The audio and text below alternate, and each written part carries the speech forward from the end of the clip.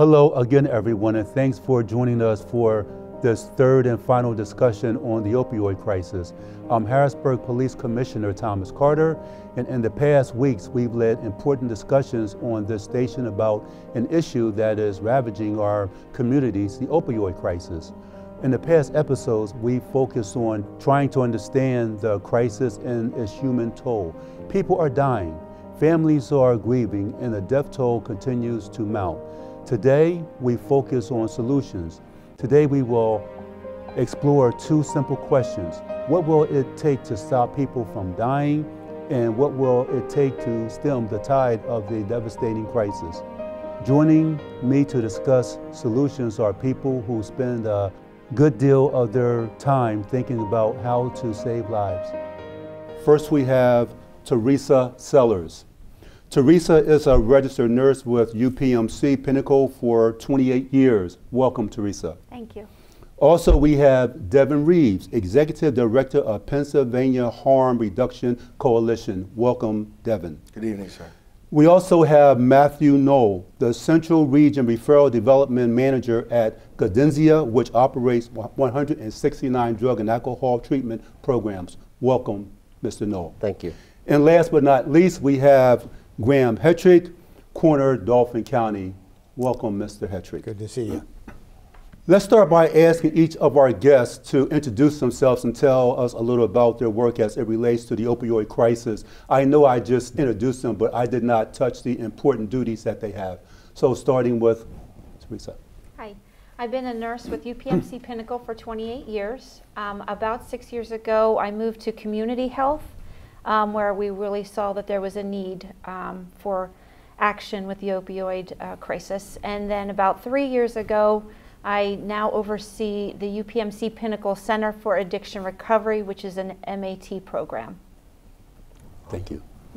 So my name is Devin Reeves. I guess first and foremost, I want you to know that I'm a person in recovery, and for me that means I haven't used any drugs or alcohol since August 21st, 2007. And my experience, using drugs really drives my experience or drives my passion for this work. At the Pennsylvania Harm Reduction Coalition, we're a group of organizations across the state that are progressive in nature. We meet people where they're at that are using drugs right now and engage them in how to get into treatment, how to stay safe, how to not get diseases, and really how to work on wellness. We do this by offering trainings, working with legislators to change policies, and working with communities to educate them on what are real solutions to the opioid epidemic and how to step away from racist war on drugs. Okay, thank you for that, Devin. Matthew. My name is Matthew Knoll, and I started my career as a high school teacher, but then transitioned into the drug and alcohol field, and where I worked with adolescents in an inpatient facility and designed several curriculums for the adolescents there to help rebuild their lives. I then transitioned into the prevention world. I'm a certified prevention specialist and helped oversee prevention in 3 different counties, going out into the schools, working with communities on how to steer all ages from turning to drugs in the first place. I now work for Cadenzia. I'm the referral development manager there.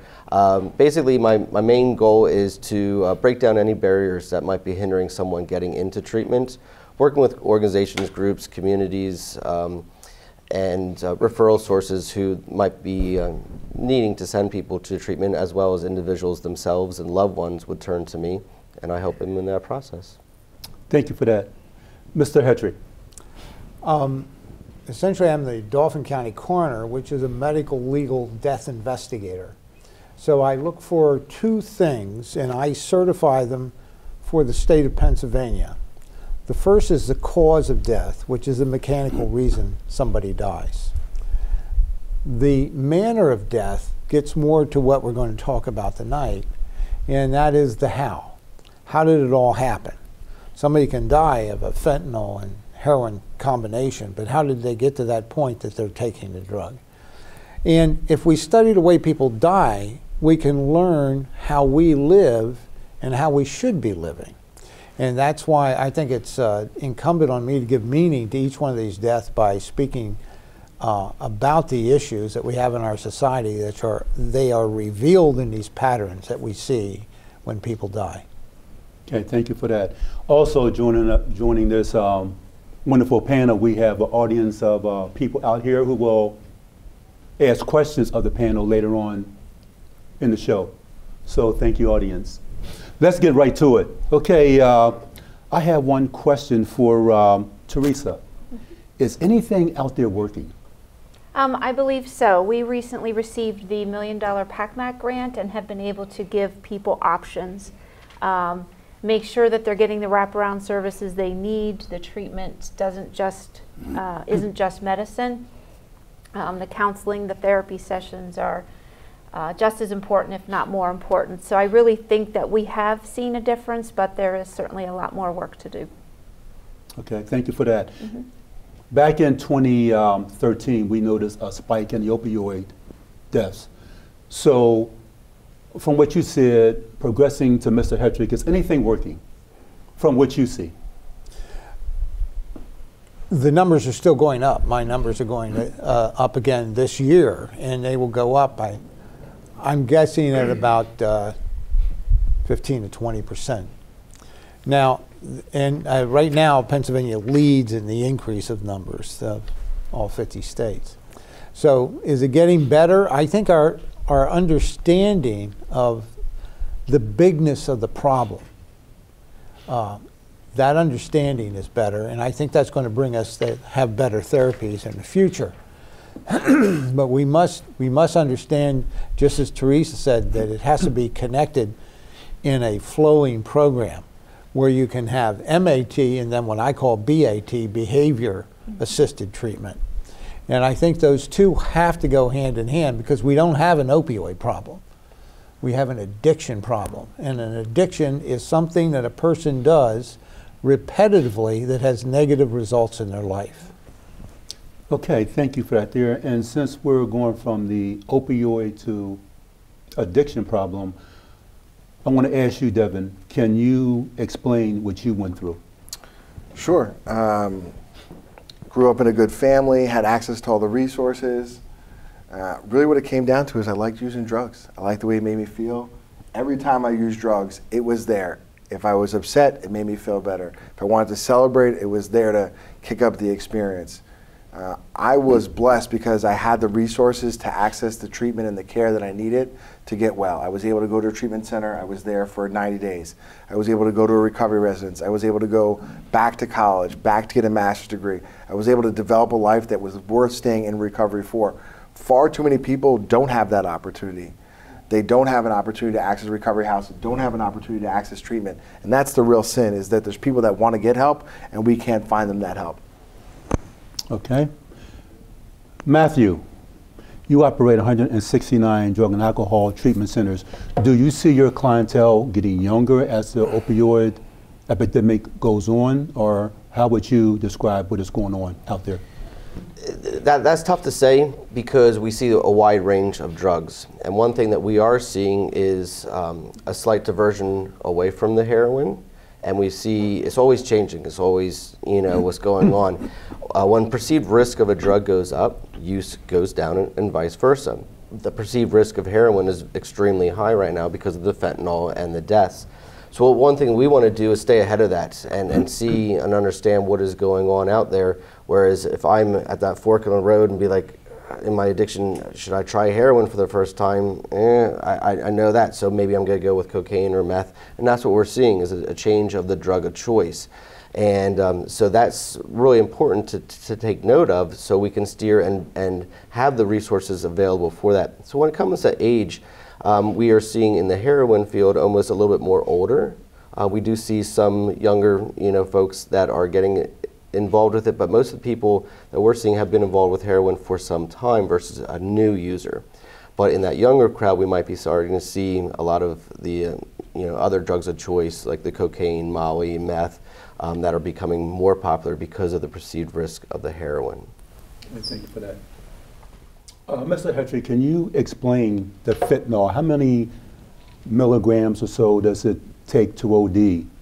Well, if I said that right. It's been remarkable, the change I've seen just this year. Not only the increase, but the lethality of thinking that you're going out. Many of the cases are a young man or a young woman that says, I'm not going to be a heavy user, and I'm not going to inject myself. I'm just going to snort some heroin, and it's a fentanyl, some of which we've had in Dauphin County that are anywhere from 700 to 10,000 times stronger than heroin. So what we see is a metabolite. Metabolite is when the liver breaks down drugs, and it's called MAM6. And MAM6 tells you that the person died very quickly. Well, the low range of lethality for fentanyl, just fentanyl generally, is about 3 nanograms per ml. In the last month, I've written out some that are in the 60s. Today it was 28. This is just instant death. So I think I'm going to have to break down the numbers, but I do believe that we are having the age of lethality go down so that we have younger people, because it's a more lethal mixture. Whether it's mixed with heroin, the fentanyl is just so strong. Right.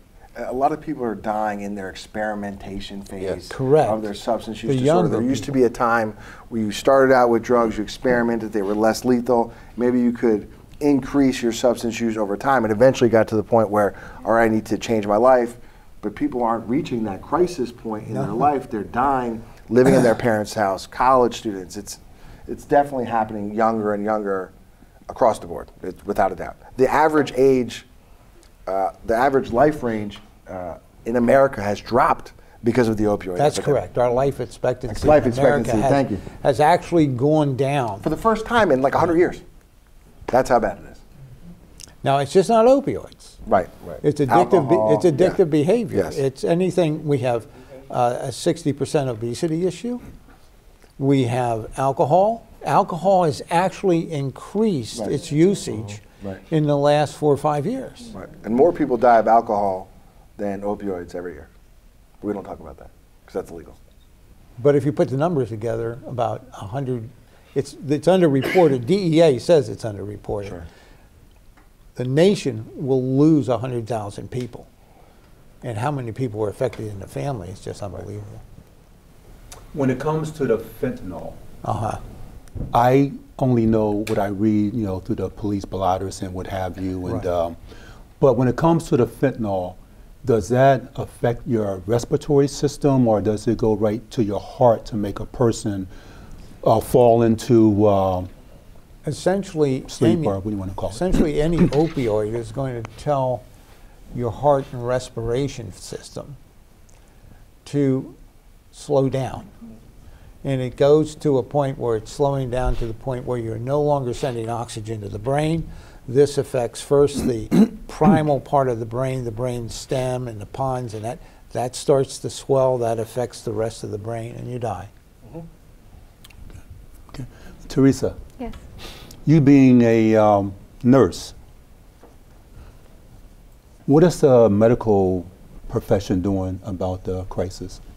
I think one big thing, and I can just speak for the MAT portion, we're doing more trainings for more physicians to become able to prescribe the medicine, offering 2 coming up, 1 in December and 1 in January, so that the patient, when they come to the ER, perhaps overdosed or looking for help, that we can get that prescription right there and then, and not send them out with a piece of paper, call these numbers tomorrow, and try to, like Devin was saying, get to the patient where they're at and help them quicker, give them enough till they can get to an appointment at an outpatient treatment center.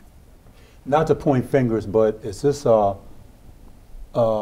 pharmaceutical prescription crisis that caused the epidemic, or, I think that we need to have that cleared up. Sure. I think that the pharmaceutical industry is an easy target. We've had poor drug policy in our country for 100 years. We've had racialized drug policy in our country. If we look back to the prohibition of cocaine, it was crazed Negroes and white women, and that's how it was sold. Before that,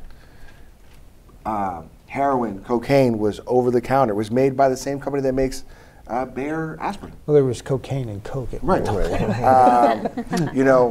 But what we need to understand is when we look at prohibition of other substances, alcohol, for example, it creates violence, it created a black market, and that was not good for the general public. And that same process reinvented itself with the prohibition of other harder substances or more stigmatized substances. We lock people up that use drugs, they get out, they can't go to school, they can't get a job, they turn back to using drugs. Is that the system's fault? Is that the person's fault? I think it's a combination, but it's also irresponsible to just say it was Big Pharma. The government allows any doctor to write 100 scripts for Oxycontin. Everybody in this room can have a script right now, but they can only write 30 scripts for the medication that's best for treat opioid use disorder. The government is liable for that. They're withholding doctors from doing what they need to do. One of the things you have to think about opioids is the studies. And again, this is why I'm so emphatic about looking at it as an addiction problem, not an opioid problem. When you take a look at empirical studies, peer-reviewed studies show that about 75% of the people that use opioids for pain, when the pain is gone, they are not addicted. And that other 30% are very much addicted. Now, this, oddly enough, I have noticed, because I've done some work on the placebo effect, or the same ratio of numbers, 70% and 30%. So I think it's important that we understand that, like you say, you just can't scapegoat and say it's Purdue and it's OxyContin. It is the fact that we are an addictive society, and there's things that cause that have more than just genetics, but environment involved. Such as a mother who is under stress because she is pregnant, she has a child within her, she is tremendously stressed, all those stress hormones go into the fetus. When the child comes out, they have less density of dopamine receptors, which means they're 20 to 30% more likely when they go into their teens to have addictive behavior. So it's just not that simple. We have to look at how we live, how we value life, and what's our personal responsibility in our own body. We just can't turn to medicine. We're crying out all the time and saying to medicine, well, give us a pill because I'm overweight, or give us a pill for that or this.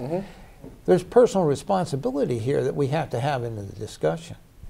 So what you're saying is a combination of home upbringing, education, and a person knowing right from wrong, which leads me to my next question for Mr. Null. You having control over so many drug and alcohol treatment centers. Do you think that your drug and treatment centers are really doing what they should be doing for people that use them? Right. Yes. And also, what's the rate of people returning, getting back into it after they're treated? Do they come back, and what's that rate? Right. In drug and alcohol treatment, the easy part is putting them in an environment where there's no drugs or alcohol. That's the easy part. The more difficult and challenging part that takes time is peeling off those layers, like what you just said, and understanding why did that person turn to drugs in the first place.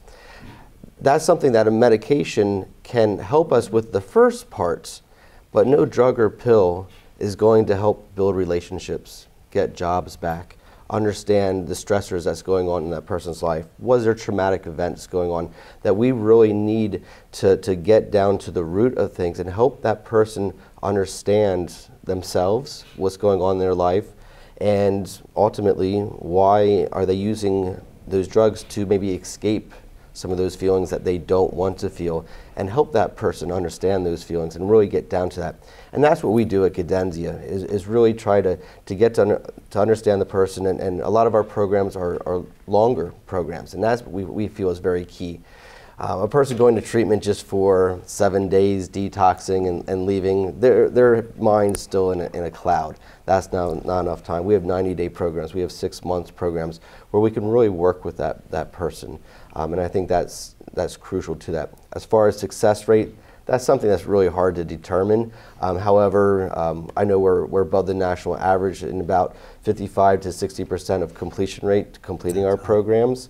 And one thing that we take a lot of pride into is our graduation, where we truly, to measure that success, is take a look at that person. And it's a process they have to apply for, but how is your relationship with your family? Or do you have a job? What's your living environment? Do you have any criminal, new charges? And as long as they pass all those things, they become a graduate, and that's a huge honor and award. And we know that that person is truly living that life of recovery.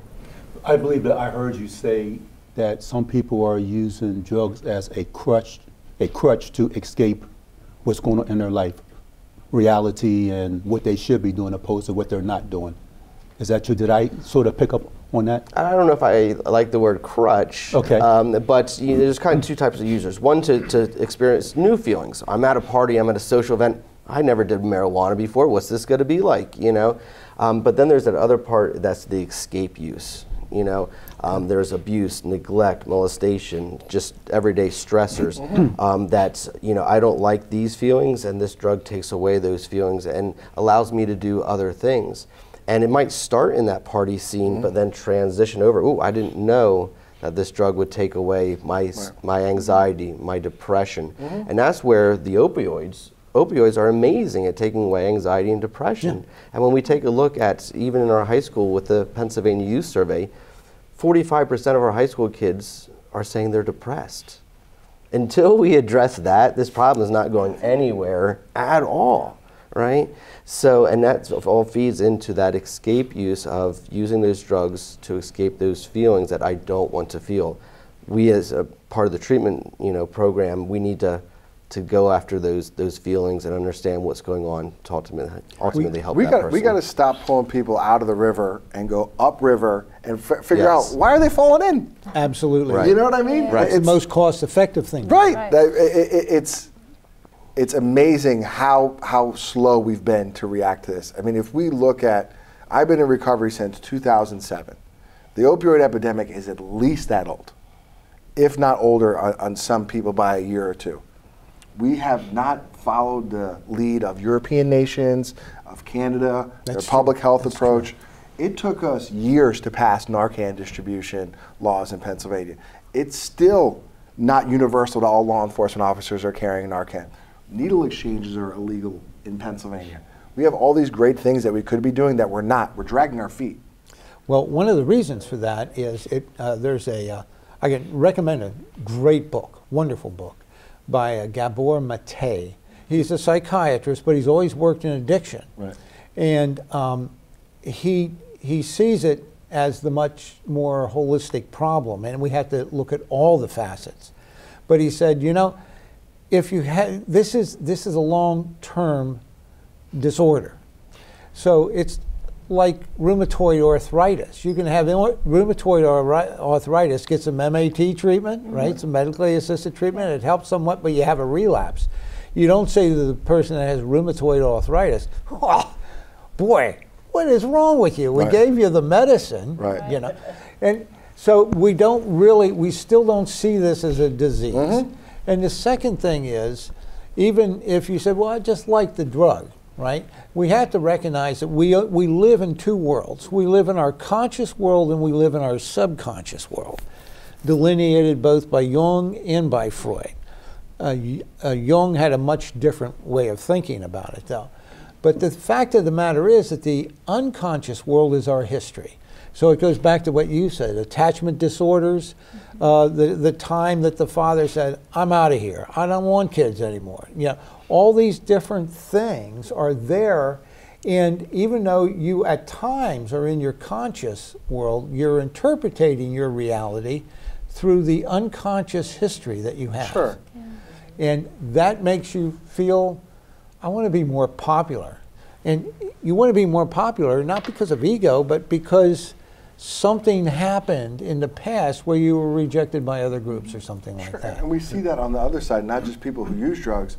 I'll see really great law enforcement officers or district attorneys or legislators that say, I get it, substance use disorder is a disease. When somebody has a reoccurrence of use, I want to bang my head against the wall. And you're like, no, reoccurrence of use is part of it, and that's okay. Part of the we disorder. still see people who use drugs as criminals in our society, and as long as we have that stigma, it's going to be harder for us to access solutions that center keeping people safe, keeping people on the pathway to recovery, and not punishing a medical disease.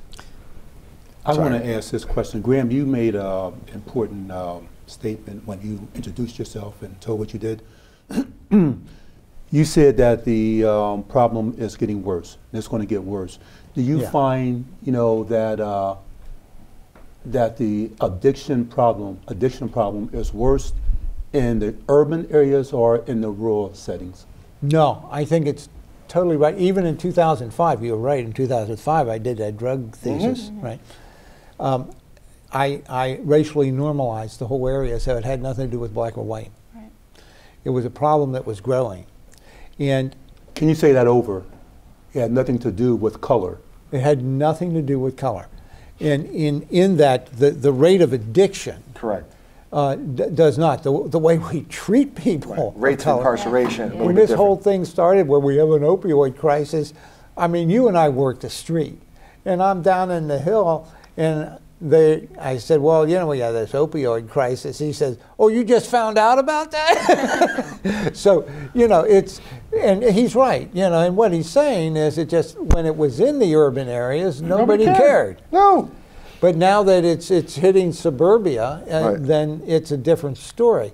But the truth of the matter is, the discussion is, not Freud, but Jung once said, I could do away with 90% of my practice if people believed their life had meaning. Sure. Interesting, very interesting. Can I jump in on that by any chance? Yes, go ahead. Sure. If we look at the data from last year, it's actually our rural counties that are the highest per capita, per 100,000 people. That's correct, in Pennsylvania, for right, sure. in Pennsylvania. And it's a little hard to look at that because we look at places like Philadelphia and Allegheny. They're doing a much better job of getting naloxone out. So, we have all this data we're collecting, and we tend to interpret the data, or the media feeds us a narrative about the data, that this county has a lot of overdoses, so they have the worst problem. That's not true. Another thing we're not looking at is the physical health that goes around with. So, for example, we have the hepatitis C rate that's twice the national average in Pennsylvania. Hepatitis C is the most deadly communicable disease in our country, and it kills more people than the next 50 diseases combined, including HIV. Yeah. Now, that kills people, right? We're not talking about that. The media never reports that. And some counties are worse than others, and we're on the verge of HIV outbreaks in some counties. And these are things that are happening in parallel. And those are metrics that we need to look at when we're discussing whether or not we're doing a good job, not just the number of deaths. That's not a great metric, is what I'm trying to say. My concern would be that you talk to some of the addicts, they don't know what they're taking, and it doesn't seem to bother them, which is quite scary as a parent and a nurse, that people would try things and they don't know who they got it from, and they don't know exactly what's in it. I would like to go to the audience. Audience, do you have any questions of the panel? My name is Russell Goodman. I'm with the Mayor Papenfuss's Interfaith Advisory Council. I'm also the pastor of Riverside United Methodist Church here in the city. Coroner Hetrick, you just mentioned that there is a loss of meaning in people's lives. In my world, I think we talk about a spiritual void in people's lives. And I just wonder, do you see that as a factor in this type of abuse? And then for anyone who cares to address it, what can we in the faith community, the imams, the rabbis, the priests, the pastors, what can we do to be effective in helping you address this problem and move it along, bring some kind of resolution to it? What can we do? If I could, I would encourage people to talk about it. I think it's still somewhat of a taboo, especially in the spiritual realm. But if we could work with the churches and the families it's okay to talk about it. It is a disease, and we want to help, to give us the chance to work with those people. That would be what I would say. I like to think of it as what I kind of deemed as the World War II effect. During World War II, we had meatless Tuesdays. No one ate meat on Tuesday because we needed to save that meat and send it overseas. You took all your metal pieces and you put it out by your mailbox, and the Boy Scouts came along, they recycled it, and they made tanks and bombs out of it. Every person in the United States knew their role in World War II. If you weren't holding that rifle, you were doing something else. That's what we need to create right now as part of the solution, and that every individual knows what they can do. It might be the faith-based community, as far as education, having training, so if someone in your parish comes to you and needs some help, we have the resources right there, to as simple as if your next door neighbor has cancer, how fast do you take them a lasagna? Pretty quick. If your next door neighbor has a loved one in addiction, how fast do you make sure your car is locked, right? Well, we need to kind of change those things. But educating everyone in Pennsylvania on what is your role, as simply as counting your medicine, disposing of them appropriately, locking them up, to more in-depth things that they can be an active member. We have a lot of town halls and task force and a lot of awareness campaigns. We need solution campaigns so that every person knows what that role is that they can play in part of the solution. Thank you. I think one of the most profound things that we have done to the younger generation since the early 60s is we've said that everything is random and accidental, and that life is a randomness. Your actual production is randomness. They asked Carl Jung 3 years before he died in a BBC interview. They said, you know, there's a lot of psychiatrists and psychologists that don't like you because they think you're metaphysical. And they said, so I'm going to ask you a question, Dr. Jung. They said, do you believe in God? And he said, in a heavy German accent, he said, no. He says, I don't believe in God. He says, I know God. Now that is where we are with the opioid addiction. We are treating a person physiologically. In other words, we're treating people that have had changes in the brain, some that are completely reversible in long-term use, some not, and they'll be on medications and everything the rest of their lives. But there is a point where we can say, okay, there's not been 10,000 studies, but I can tell you right now that love and concern, holding somebody's hand, being close to somebody, talking about their issues, I can tell you right now, it doesn't work. But I know it works. You see, because he was saying as a scientist, you can only get so quantitative, and then there's these things which he called psychic reality. There are things we cannot explain and we cannot measure. And those are most of the things that make a person an addict. You can't measure them, it's an attitude. Go ahead. I think, really the job of the faith community is to represent the person that's using drugs and their families. Yeah. You are a pillar in your community. And in many communities, we take the person that's using drugs and we throw them and put them in a cage. Now, if they got resources, and mommy and daddy got money, they can get a lawyer, they go to a big fancy treatment center on a hill. Boom, they're set up. But the poor person that's on the corner right now, they need shelter tonight. They need a coat. They need a warm meal. And it's always been our religious organizations that have reached out and supported them. And we need you to continue to do that. And that should come with, hey, by the way, we have Jesus here if you're interested in that. And if not, that's all right. It shouldn't come with a hook. Because sometimes people have what's called religious trauma. And we need to be there and just be ready to support people and meet them where they're at and not berate them with the law or with other things. Anything else from the audience? This is Esmeralda Ibarra Hetrick with La Voz Latina Central. And my question is, I guess, as you know, within the Latin community, there's just a lot of challenges. I don't even want to go there. But there's, with family events, there's loneliness. Several of my restaurant friends say, I stay open during the holidays because they have no place else to go, you know. And of course, with that comes alcoholism and depression, a lot of depression, as Teresa probably can add. But my question is what can the paper do to help support and to help get the word out? Just sitting here listening to you, I thought we should have a constant contact number. A constant number when people that we can put on our digital media, that we can share in the newspaper to say, I mean, this is the holiday and I know you're going to get depressed. We're not going to say that, but you know, do you need support? Do you need to talk to someone? Here are some numbers that can help you. What are your thoughts on that? I think the biggest thing that you can do is provide hope. Right now there's so much doom and gloom and blame and shame. Who's at fault for this and why and where's things breaking down?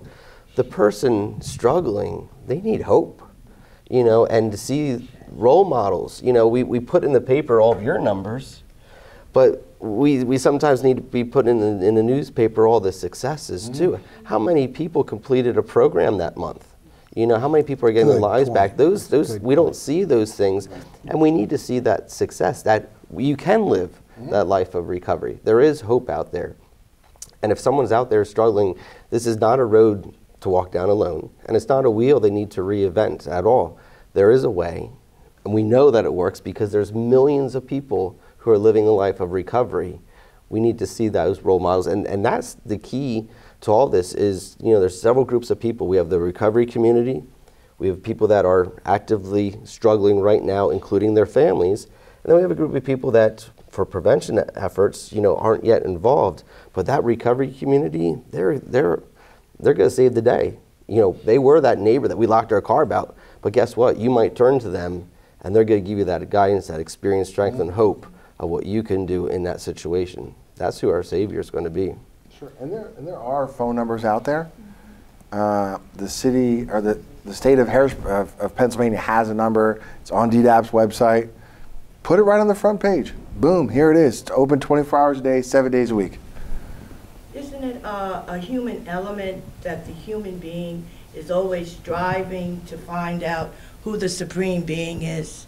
Why am I here and who am I? Sure, I think a lot of people struggle with that, but that's not necessarily universal. You know, we've got our agnostics, our atheists. A lot of people want to be connected, right? No one is 100% an introvert. No one is 100% an extrovert. Like, it feels good to get a hug, right? That connection between people could be that ultimate for somebody. I'm somebody that believes in a higher being. You know, Jesus Christ is my Savior. I go to church on Sundays. That's really important for me, and that's an important part of my recovery. But if the next person doesn't have that relationship, that doesn't mean that their recovery is not as fulfilling as mine. It's just a different focus. In the past, the recovery journey has been very Christian, Judeo-Christian centric. I understand that. And I just want to push back on that a little bit. I'm just saying, as a human being, sure, like a child is always learning, aren't we at a process where we're always learning, trying to achieve something? We all need gratification. We all looking and searching for something. I mean, I'm a Trekkian, okay? So like when you look at it, you know, go somewhere way beyond something. Sure. You're always interested in something. Right. And so therefore the key that the question is, it's not about God, it's about creator. Who is the creator? Why am I here? Even as that one of the films that they showed on TV, the robot wants to know, why am I here? He's half robot, he's half man. Why am I here? What is my purpose? And people, as a child is raised to know what they are, who they are. And then when you have to look for self-gratification. You can go back 200,000 years and you can see in archaeological digs and graves, bodies placed in a grave. Number one, that's unique. And number two, there'll be shards of pottery or utensils. It's 200,000 years of man, even before written language or religion, that felt there was something beyond our mortal existence. Now, to define it, I agree with you. To define that for each individual, if God was that easy to define, You know, he wouldn't be immortal. He would not be the creator of all things. Right. So he's just not that easy to define. And with each person, it's a journey. But the journey sometimes is very interesting. I read from a Jesuit priest. He said, God makes a straight journey with crooked roads. Mm-hmm. Look where he took you. Through your addiction, mm-hmm. you're helping many more people than you probably would have done in any other way. So what I'm hearing is that it takes the community, families, it takes friends, loved ones, it takes the faith-based mm-hmm. religion to help us through this here crisis that we have right now. Mm-hmm. Devin, I'm really feeling, you know, what you're saying, and I'm sure that we're going to have a lot of listeners out there. You know, I don't want you to take us step by step, but I know that it was a struggle for you, but you made it through. And people out there need to believe in something. They need a role model. How can they get in contact with you? Sure. You can always check me out on my website, Pennsylvania Harm Reduction. Is the name of our organization. It's paharmreduction.org. We're on Facebook. We're on Twitter. You know, for me, it really was about, you know, I don't believe in luck. There's when opportunity meets preparation, and that's very much kind of how I got into recovery. I experienced an overdose. There was somebody there. I ended up at the hospital. They were able to connect me with resources. I had insurance. I was willing to go. I had beat down enough. My mother had kind of drawn the line in the sand, though that's not a part of everybody's story. But I had great clinicians. You know, I had a social worker that was really good. They inspired me to go back and get my master's in social work. But it was about going back to school. It was about developing a life that was worth staying in recovery for. You know, with almost 11 and a half years in recovery now, using drugs sounds crazy to me. You know, I have a beautiful wife. I have a almost 3-year-old daughter that looks just like me. I'm changing policy. I'm changing my community. Why? Why would I have a beer? Why would I smoke a joint? Why would I invite that unmanageability into my life? My life is awesome. Recovery looks good on me. I'm gonna keep rolling with this as long as I can. But you know, if you need help, the resources are out there. Go to government websites. Don't trust Google. You know, call a professional. Get an evaluation by a therapist. You know, and engage peers. If you know somebody that's in recovery, ask them. But go to a professional. There's people that go out to school for a long time to learn this. And those are the people you want to focus on. Don't go to any doctor. Go to a doctor that specializes in this. Don't go to any therapist. Go to a therapist that specializes in this. Because if you had a heart problem, you wouldn't go to a podiatrist. Right. You know what I'm saying? And just get engaged and get involved. Don't sit on the sidelines.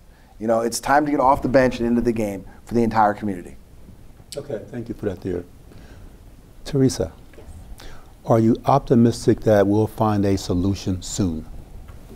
I'm a positive person, so I'm going to say yes. What that is and what it looks like in detail, I don't know. But with all of us working toward the same goal, I am very hopeful, yes. Okay. What about you, Matthew? I think for each individual person, there's not going to be one silver bullet. And I think that's what a lot of us are looking for, is what's that one thing that we can take anybody that's involved in this and put them down this pathway and it's going to work. It's not going to work like that at all. Everybody has a different pathway. Some people, you know, there's oodles of different pathways that are out there. If it's AA, NA, you know, 12-step based, if it's going to be an MAT, you know, program, if it's going to be a faith-based, you know, program, there's a lot of different options out there because everybody's in it for different reasons, and that's where it's the individualized thing. We're not going to find one silver bullet that's going to be one pathway that we can put all of our eggs into that one basket, because we're going to be missing a lot if we do. And what you said is, you know, we have to get the family healthy, so there has to be family resources that are out there. We have to get the entire community. And where do we want to fix this? What is our goal? Is it just to stop people from dying from overdoses from, you know, fentanyl and heroin? Or do we want to understand that we have an entire addiction, a drug epidemic, not just a heroin and opioid epidemic. When we take a look at Adderall is rampant right now, marijuana, alcohol, I mean, the list goes on and on. And the one thing that I fear is, let's say tomorrow our overdose deaths go away. Is all of our support going to go away? Is all of our funding going to go away? It doesn't mean we have less people using drugs or alcohol, right? We might have just fixed that element, but I'm a prevention guy. So I want to go several steps backwards and focus on that evidence-based, reoccurring, good quality prevention out there, not going into schools and trying to scare kids with crazy videos, you know, and bringing in guest speakers that cost thousands of dollars, but putting pure and try to, you know, sustain or you know, keep away that next epidemic that's going to be right around the corner. That's right. As soon as we fix, unless we really go back and take a look at a, you know, systematic, you know, entire approach to this, the next one's just going to come through again. We've gone through this cycle. Heroin is the hero because of all the guys in the Civil War that were addicted to morphine. Heroin was MAT in that sense, you know. So what are we doing now to actually break this whole cycle? Mr. Hetrick, I can remember over 30 years ago. We've worked together a long time. Yes, we have, sir. We were up on 3rd Street and an overdose occurred up there. I think it was in the 1900 block in apartments right there. And so you came out and I was there and you were, I said to you, what's a boy and girl? And you were explaining to me, you know, how they were mixing things up. It was opioid, but I wasn't really quite following you. Have you seen now that things have changed? They have progressively gotten worse, or are they still about the same? Everything is stronger. Everything is stronger, and we can't even from a toxicological point of view keep up with the new molecules that are coming out. So like you say, if it's not going to be one, it's going to be spice. If it's going to be wet, it's going to be a whole lot of things. So that tells you that it's not an opioid problem. It's what I can't believe I'm saying this, it's what my mother told me a long time ago, who I didn't want to listen to, and I was not a particularly good teenager, but she said, your life is, your body is your temple. I said, yeah, right. That was number one. And number two, she said, you got your life. That's a gift.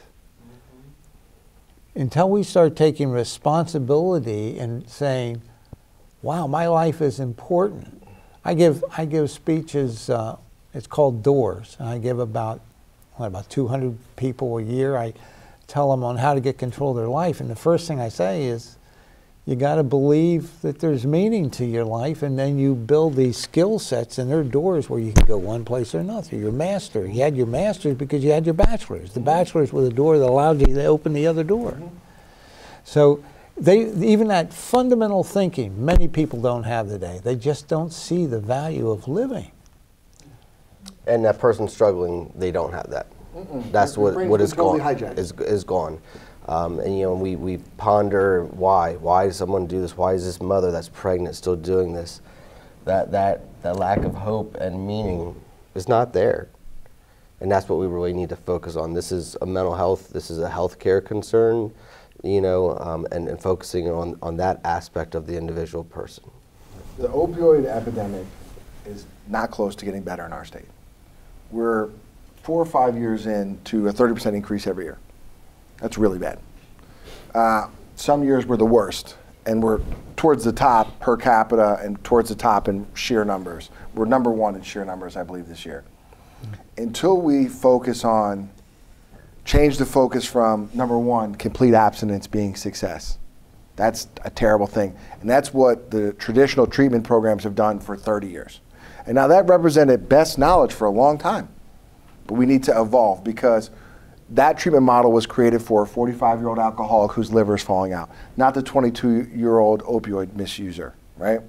So once we start saying that success could mean always using drugs with Narcan, never using drugs alone, always using clean needles, transitioning from illicit opioids to licit opioids, transitioning from licit opioids to medically assisted pathways to recovery, switching to being unstably housed to stably housed.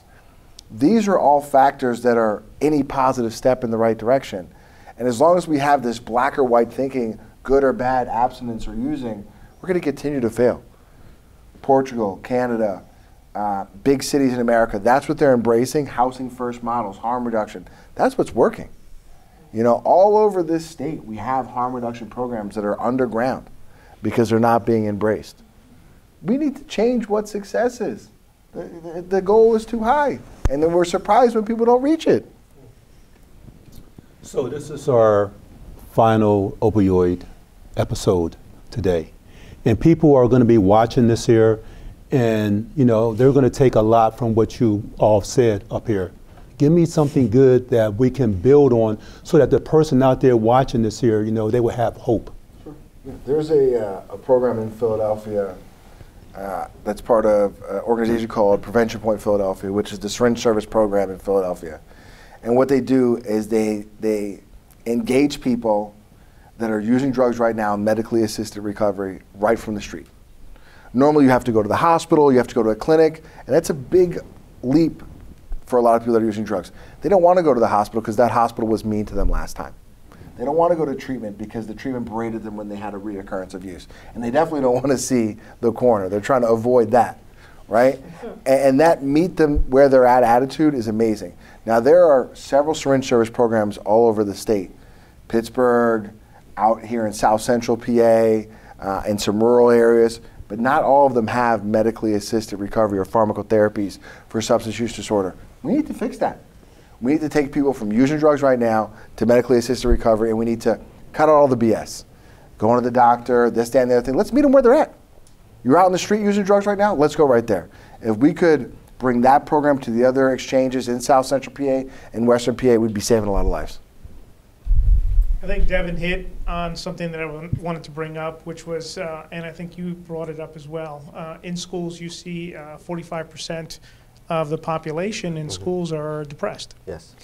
Not to point a finger or anything, but how has social media affected not only the depression, but also into the disassociation with people? That's a very valid point, and something that I often in my trainings will talk about. I'll try to keep this short, but on social media, we post how wonderful our lives is.